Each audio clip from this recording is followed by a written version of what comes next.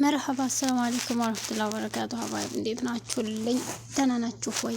አለሁ እኔ አለሁ አልሐምዱሊላህ። ከእናንተም ጋር እንደሚሆን ተስፋ አደርጋለሁ። ሀባይብ ስራ ጤንነት እንዴት ይዟችኋል?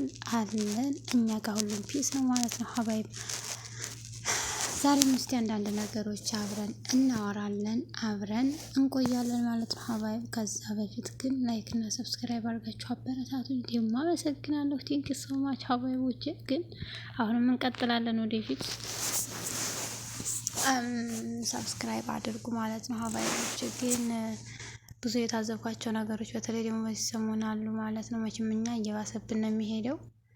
ለራሳችን ስንል ብንስተካከል የተሻለ ይመስለኛል ማለት ነው። ሀባይቦች ምን ሆነን ነው ግን? ነቀልን እንደ ጭራሽ ማለት የተነቀልን እኮ እየተናላቃለሁ። ግን ለምንድን ነው የዘን ያህል እንደዚህ የምንሆነው?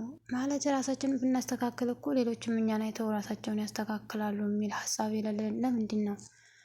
በተለይ ደግሞ በተለይ እኔ እንደው አንድ ነገር በቃ ያመሰግንኩት ነገር ምን እንደሆነ ታውቃላችሁ? ምናልባት እኔም እኮ ይሄን ነገር አሰርቼው ቢሆን እኮ ራሴን ልነቅል እና በቃ አይደል ከአቅሜ በላይ ሊሆን ነው። ራሴ ህሊና ያስተሳሰብ ከአቅሜ በላይ ሊሆን ነው ማለት ነው።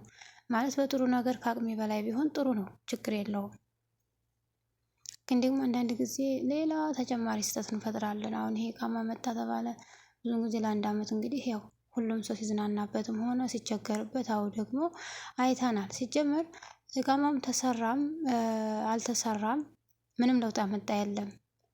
ሲጀመር እንዲያውም ያው ስራቸውን እየተው ነው እየተቀመጡ ያሉት። ምንም አይነት ስራ አልፈጠረላቸውም። ቆይ ኢቃማ መጀመሪያ ምንድነው? ለእናንተ ጥያቄ፣ ለኔም ራሱ ኢቃማ ምንድነው? ኢቃማ ለምንድን ነው?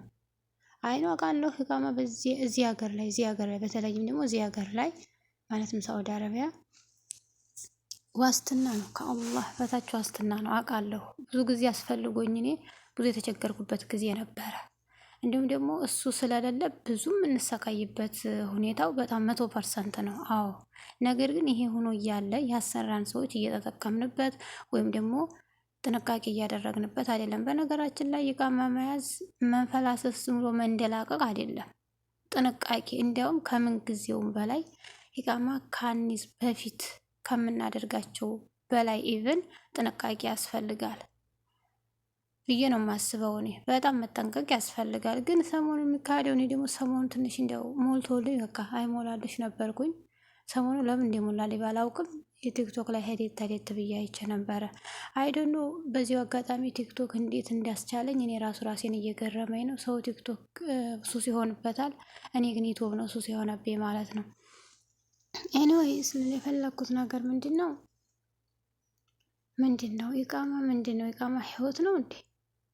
ኢቃማ እኮ በዋነኝነት ለምሳሌ ሰው ሲፈልግ ሲታመም እንደዚህ የትኛውም ሐኪም ቤት መግባት የሚችልበት አጋጣሚ፣ መቼም ነገ እንኖራለን ነው እንጂ እንሞታለን አንልም እኛ ሰዎች አይደለ? ነገ የሚፈጠርብን ነገር በተሻለ መጠን ኢቃማ በሚያስፈልገው መልኩ ችግራችን እንድንቀርፍበት፣ እንዲሁም ደግሞ በፈለግንበት ሄደን ንግድም ሆነ ለማየትም ሆነ ቤተሰብን ሰላም ለማለት የሆነ ሄደን ደርሰን ለመምጣት ዋነኛ ትልቁ ምክንያት አገር ለመግባት ትልቁ ወሳኙ ነገር እንደሆነ ነው የምናውቀው። እንዲሁም ደግሞ ከዛም በላይ ንግድ የፈለገ ሰው እየሄደ እየመጣ ሊነግድበት፣ በቃ እነዚህ ተመሳሳይ ነገሮች ሲቸግረው መሄድ ባለበት ሰዓት ትኬት ቆርጦ የመሄድ እድልና የመሄድ ቻንሱ እንዲኖረው። ሰው ታመምበት ስንቶች ናቸው እዚህ ሀገር እናታቸው አባታቸውን አጥተው ብዙ ችግሮችን የሚያሳልፉት መሄድ አይችሉም።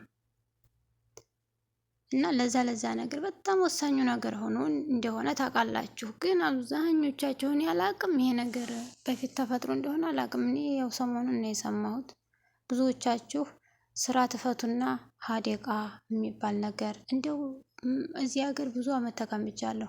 ሀዴቃ የሚባል ነገር ከአረቦች ጋር ከመሄድ ውጭ አንድ ቀንም አይቼው አላቅም። ብቻዬን እንደዚህ ሰው ጋር ከራሴ ካበሾች ሰው ጋር አይቼ አላቅም። እንዴት ነው? ለምን ነው የምትሄዱት? ብዙ ነገር እዛ ቦታ እየተፈጠረ ነው። ስለዚህ እኔ አሁን ለኔ የፈለኩት ነገር ምንድነው? ኢቃማ ሲጀመር ጥንቃቄ ይፈልጋል እንጂ የዚህን ያህል መንፈላሰስና መጀጃል ተፈላጊ ነው ብዬ ወይም ደግሞ ጥሩ ነው ብዬ አላቅም። በዚህ ሀገር ህግ ቀልድ የለም። እኔ እኮ አትማሩም እንዴ? ትናንትና አልሐምዱሊላህ ረብል ዓለሚን ሌይላ አገሯ ገባች። የብዙ ሰው ደስታ ከፊቱ ላይ ይታፈስ ይመስል ነበረ እንዳያችሁት ማለት ነው። አስባችሁታል? ብዙ ሰው እዚህ ሀገር 12 ዓመት ሰርቶ ይሄዳል። እሷ ግን 12 ዓመት ታስራ ነው የሄደችው። እኔ እኮ ምን እያደረጋችሁ እንደሆነ አላውቅም። ስራ ፈለግ አድርጎ በትንሽ በትልቋ ስራ ገብቶ መስራት ይሻል ይመስለኛል። መዳም ያው ሀሳቤን አሰረቀችኝ። እንግዲህ የመዳም ቅመም አይደለሁኝ ትቻችሁ ሄድኩኝ ማለት ነው። በጣም ዘገየ። ለማንኛውም ሀባይቦች አንዳንድ ጊዜ ተምሮ መፈተንና ተፈትኖ መማር የሚባል እንደ ተረት ብቻ አድርገን የምናወራቸው ነገሮች አሉ። ነገር ግን እኔ ላቸው ሀባይብ አንዳንዶቻችሁ ደግሞ አሁን ጭራሽ ስበብ እየፈጠሩ ከስራ ከመውጣት ውጭ ምንም ነገር አላቅ ብለዋል። እንደገና ደግሞ ይሄን የማያውቁ ከሆነ አለመውጣትም እኮ መስራት ያልፈለገ ሰው አለመውጣት ኮንትራቱን ጨርሶ ወደ ሀገር መግባትም እንኳን እኮ ይሻላል። ነገር ግን ጠፍተው ይመጡና እዚህ የማንንም ቤት አመሟቂ ሆነው ቁጭ ይላሉ። ሌላው ችግራቸው የሚያቀማምጣቸው ሰው ሲፈልጉ የሆነ ዘመድ ወይም ደግሞ እንደዚህ ጓደኛ እና የውጪ እዚህ እኮ 1500 1700 ነው 2007 ነው የሚሰራው ይሉና አንድ አቀማማጭ ወይም ሁለት አቀማማጭ ከኮንትራት እንዲወጡ ያደርጋሉ። ተመልከቱ እንግዲህ። ስለዚህ ሀባይቦቼ አንደኛ ትልቁ ችግራችን ኢቃማ ይዘን ቁጭ ማለታችን። ከዚህ በፊት አንድ ማናት እዚህ ሀገር የኖረች አንድ ዩቱበር ናት። እሷ ኢቃማ ያላችሁና ኢቃማ ይዛችሁ የተኛችሁ ልጆች ብላ ቪዲዮ ሰርታ ነበርና ቢያንስ ከጠቀሰቻቸው ለምሳሌ 6 ወይም 5 ነገሮች ጠቅሳ ነበረ። ከጠቀሰቻቸው በአንዱ ነገር ተተስማማችሁ ያንን ነገር እንደምንም ብላችሁ አመቻችታችሁ ወደ ስራ መውጣት ነው። እየመጡ ቀንና አመታት ወይም ወራት ማስቆጠሩ ጥሩ አይደለም። ይሄን አስቆጥራችሁ ከሆነ ጊዜ በኋላ እንደዚህ ሁኜ እንደዚህ አድርጌ ብላችሁ በጸጸት ራሳችሁን መዝፈቅ ጥሩ ነው ብዬ አላስብም። አሁን በተለይ ደግሞ አሁን ቅርብ ጊዜ ኦልሬዲ ከ3 ዓመት በፊት ከ4 ዓመት በፊት የመጣችሁ ልጆች 3 ዓመት 2 ዓመት ከምናምን የመጣችሁ ልጆች 2 ዓመት ከመሙላታችሁ በፊት አንደኛ መጥፋታችሁ ሌላ ቻሌንጅ፣ ሌላ መከራ፣ ሌላ መዘዝ ይዞባችሁ ይመጣል።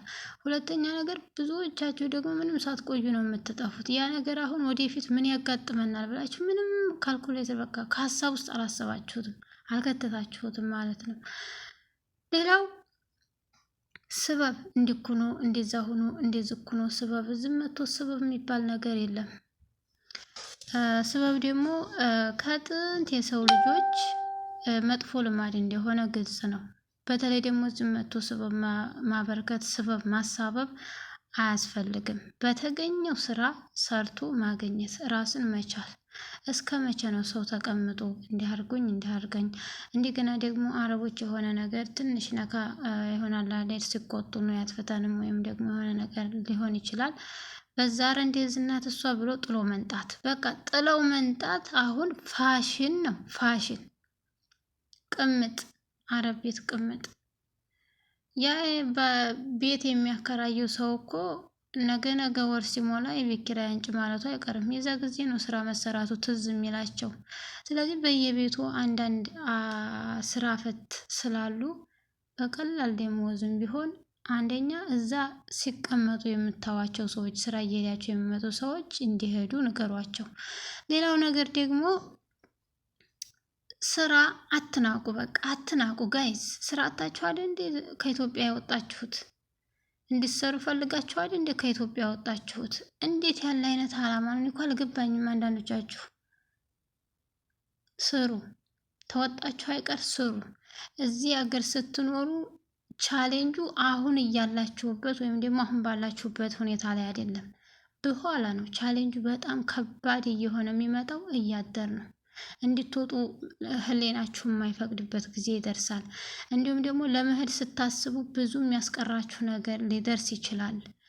የዛን ሰዓት እንደዚህ እየተቀመኩ ስራ በነገራችን ላይ እመኑኝ እንደምትጸጸቱበት እርግጠኛ ነኝ። እኔ ብዙውን ጊዜ አብዛኞች ለመጥፋት አስቤ ነበር እያሉ በዚህ በቴሌግራም ብዙ ልጆች ይመጣሉ። እንደገና ደግሞ እኛ ዩቲዩብ ከፍተን እንደዚህ ቪዲዮ ስንሰራ ምናምን እየሰነበትን ስለሚመስላቸው ይመጡና ይጠይቁናል። እረፉ ስንላቸው ኧረ እባክሽ ለራስሽ 1007 2000 እየሰራሽ በዚህ ሁኔታ እነሱም እኛን ሳያዳምጡ ግን አልፈርድባቸው ምን ልበል እኛ ወጥተን ሲሆን ነው ግን ያለፈልን ይመስላቸዋል። አንዳንድ ጊዜ ሰዎች ብልጥ ሰዎች ሲነግሯቸው የሰዎችን ነገር አይተው ይማራሉ። ጅል ሰው ደግሞ እንግዲህ የዛ የሰው ቅሌትና የዛ የሰው መከራና ስቃይ ሲደርስበት ወይም ደግሞ እስኪደርስበት ይጠብቃል። ስለዚህ አንዳንድ ጊዜ እኛ መከራ ወደፊት እያሳለፍን ያለነው ሁኔታ ያለንበት ሁኔታ ስንነግራችሁ ይሆናል አይደለ ቅናት የሚመስላቸው ሰዎች አሉ።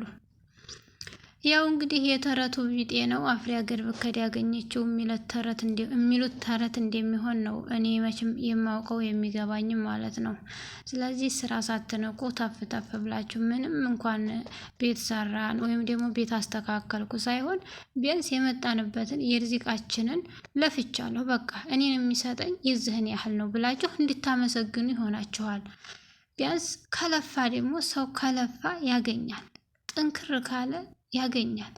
ጥርስን ነክሶ እዚህ ሀገር ያልሰራ ሰው ዋጋ ቢስ ነው የሚሆነው። እንኳን ለሰው ሊተርፍ አይደለም ለራሱም የሚሆንበት ነገር አይኖረውም፣ በፍጹም አይኖረውም። ሀባይ አትሞኙ። እኔ በየኢጃዛ ቤት ያለውን ሰው እንዴት አድርጌ እንደምነግራቸው እንደው ግራ ይገባኛል።